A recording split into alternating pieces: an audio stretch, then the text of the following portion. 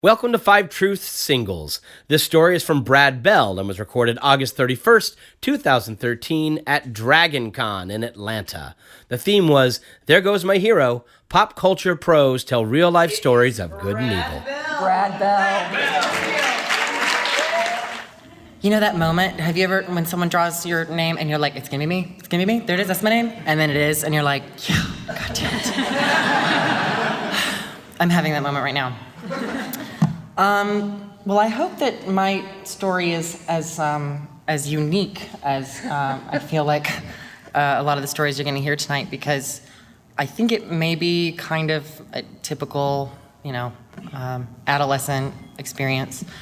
But it's like when you're 14 or 15, you're in that phase where you're still trying to figure out who you are, and nothing really makes sense anymore. You're not a kid, you're not an adult. And, like one day something might happen where, like, your mom tries to make you not be gay.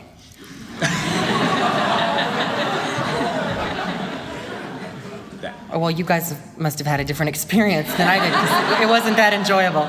But I'm glad. Well, that happened to me when I was 14. It was actually like between, I'd say, 14 and 18. I came out because, listen to me, it's like I wasn't gonna fool anyone. And I lived in Texas, so butch there is not butch enough. So it was like, you know what, let's get this over with, I'm gay. When I told my mom, she was actually way calmer than I thought she would be. She was, she listened and nodded, and she did the whole, you're my son, and I will always believe that homosexuals are going to burn in the lake of fire.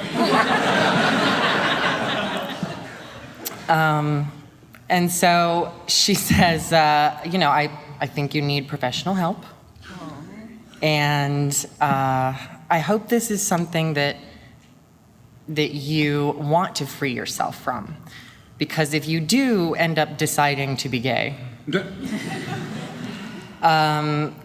the only reason I would want to live is to pray for you. Isn't that hilarious? No, it's good. It gets better.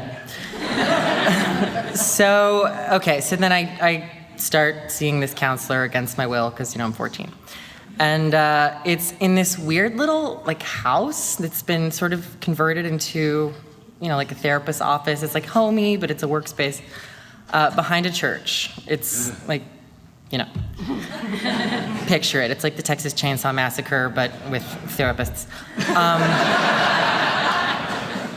So the first few sessions are actually pretty standard for what I imagine a therapy session would be like. I hadn't been, and actually I haven't ever been outside of that. So sitting on the couch, talking about your feelings or your day or whatever.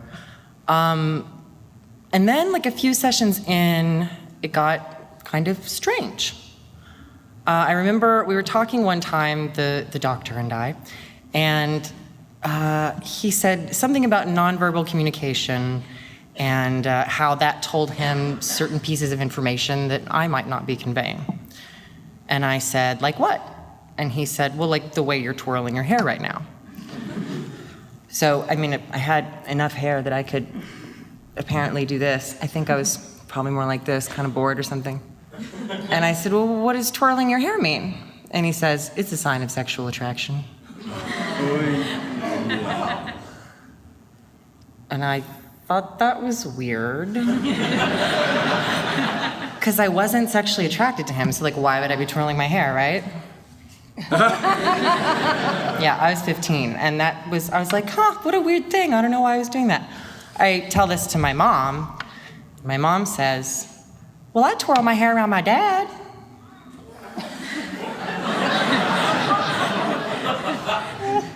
So I keep seeing the doctor.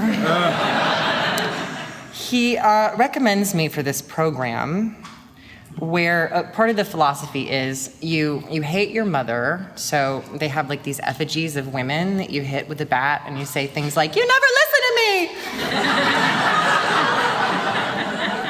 And now, what you have to understand is by 14, I'd already tried to convince myself that I could like grow out of being gay or talk myself into girls, and it just like it wasn't gonna work. So I did this because the alternative was Exodus, which is actually was just recently shut down. It was this place in Tennessee that I would get shipped off to. And my mom knew I wasn't gonna go, so there was actually like a date arranged for me to be carried out of school by guards with a packed bag. It was a whole thing. So it was like, if you don't go to counseling, that's the alternative. So I keep going to counseling, and I'm kind of like, right, sure. Oh, I know, Satan. Oh, I'm so sorry. I'm bad, me.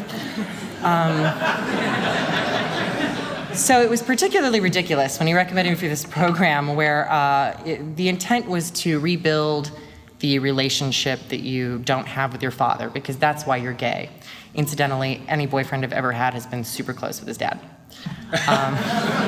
I wasn't, and I hated that because it made him right.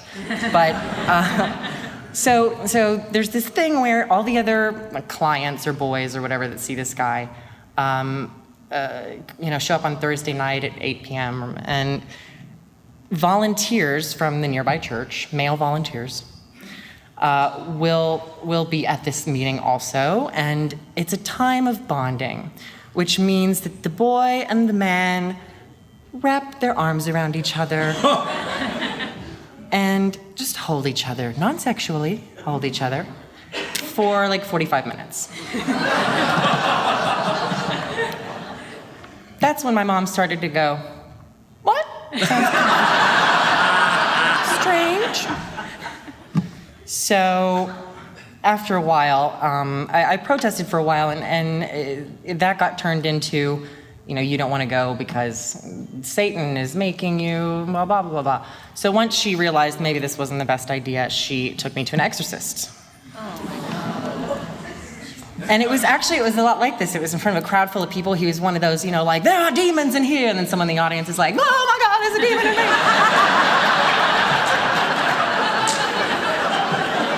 Yeah. This is what desperation and denial will do to people, because my mom's a smart woman, and all of a sudden we're like, really, an exorcist? Okay. So he gets all up in my face, and Satan, I smite you, blah, blah, blah. And I'm kind of like, you're all up in my face. And I start getting all shaky and weird, and I was like, oh, what is this? Is there a demon in me? No, it's adrenaline this guy's getting in your face in a room full of people with a microphone in front of you. Kind of like now. No. That happens from time to time. I just ignore it. Shut up, I ignore it. Anyway, it occurred to me that, because as I'm going through this, I'm thinking, this is terrible, and all of these people are horrible, and my mother is I called her every name in the book, but it's okay, because she called me a fag and a Nancy and all that stuff, too. So, we're better now. We get along. Yeah, no, when Lost came out, our relationship got better, and then in the last season, it kind of fell apart again. But we've repaired it. And what occurred to me as I got older, I guess in my early 20s, was that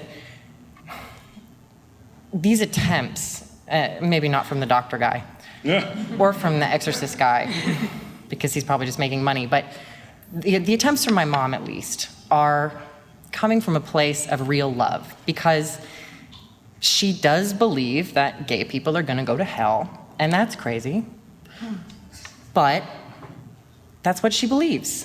And she doesn't want to think that her son's soul will be burning in eternal damnation for forever. So it's actually because she really believes that, and she loves me so much, that she thought, she needed to do anything she could to save me from that. So in this weird, twisted way, this series of just bizarre, I don't want to say horrific, because, real horrific things happen to people every day, and that didn't happen to me. It was just a weird 4 years. But in this weird way, it's like all of those attempts were actually heroic from where she was coming from, because evil was taking over me. Satan was whispering in my ear and luring me to Los Angeles. Oh, no, really? Seriously. And that was the deal, actually, when I left. She was like, I'll pay for your college, and you can live here, and you don't have to pay rent, but you have to keep going to counseling. And I was like, see ya, I'm going to LA. And so I can't.